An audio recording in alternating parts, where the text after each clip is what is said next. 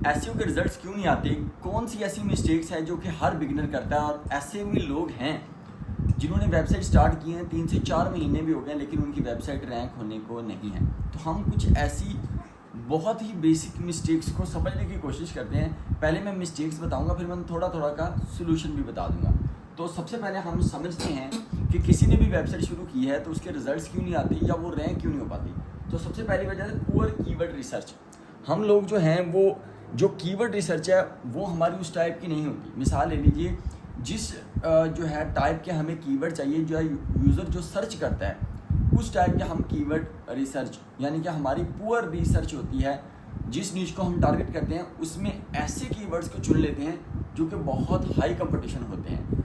Starting में इसका solution ये है कि आप लो जो है कंपटीशन कीवर्ड्स चुनिए, जहाँ जिसका जो है DA 5 से कम हो या जो है उसका वॉल्यूम 500-700 के करीब हो। हमेशा हाई वॉल्यूम टारगेटिंग शुरू में नहीं करनी, और साथ ही साथ इस चीज़ को भी देखना है कि लॉन्ग टेल कीवर्ड्स हों।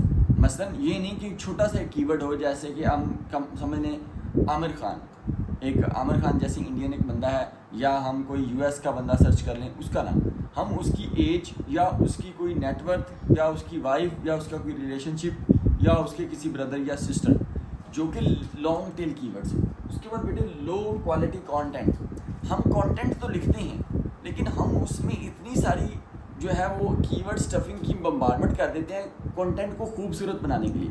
मसला ये है कि लो जो है क्वालिटी कंटेंट ना हो, वो इन्फॉर्मेशन हो जो यूज़र पढ़ने आया है, यूज़र के क्वेश्चंस का आंसर उसको मिल रहा है या नहीं। मतलब कंटेंट बड़ा या छोटा होने का मकसद नहीं है।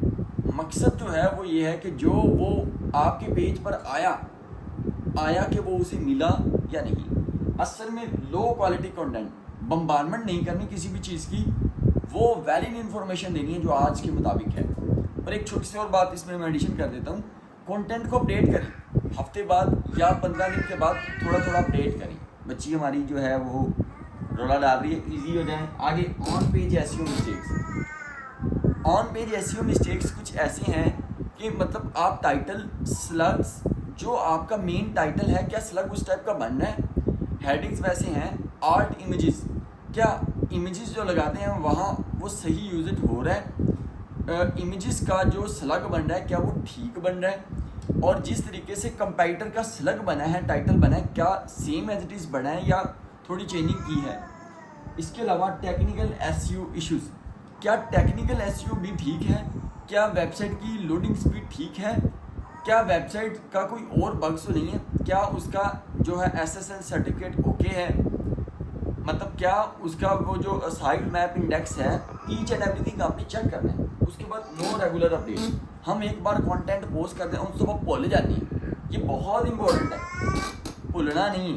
कंटेंट को अपडेट करते रहना है वाया 2 वीक्स वाया 1 वीक्स जब भी आपको लगे, लेकिन आपने ये गूगल को साइन देना है यस यू आर एक्टिव, आप कुछ कर रहे हैं, आप कुछ वैल्यू ऐड कर रहे हैं। दूसरी बात, make a proper plan for new website. Proper plan बनाएं, क्या कीवर्ड रिसर्च का, और कीवर्ड रिसर्च का प्लान बनाएं, और साथ ही साथ वीकली प्लान बनाएं, मंथली प्लान बनाएं, फिर सेकंड मंथ का फिर प्लान बनाएं कि अब आपने हाई वॉल्यूम का टारगेट करना है, थर्ड मंथ का फिर प्लान बनाएं। हर चीज़ की एक स्ट्रेटजी है, उस स्ट्रेटजी को आप अपनाएं। कंटेंट के लिए अलग, कीवर्ड्स के लिए अलग, और जो आप स्टफ कर रहे हैं या आप टेक्निकल चीज़ों को देख रहे हैं उसका प्लान एक अलग। किसी भी चीज़ में कोई मिस्टेक्स ना हो, फिर आप 3 महीने में पूरा जोर लगाएं तो मुझे पूरा यकीन है कि वेबसाइटें उठती हैं। हमारी कई साइट्स इसी वजह से रहेंगी। तो मेरा ख्याल आपको समझ आ गई है। अगर एसईओ में साइट्स आप भी मैयर करें कि ये सारी चीज़ें जो मैंने बोली हैं अपनी वेबसाइट को निकालें और ये देखिए और आपको आइडिया हो जाएगा। अपना बहुत सा ख्याल रखिएगा। पाकिस्तान जिंदाबाद।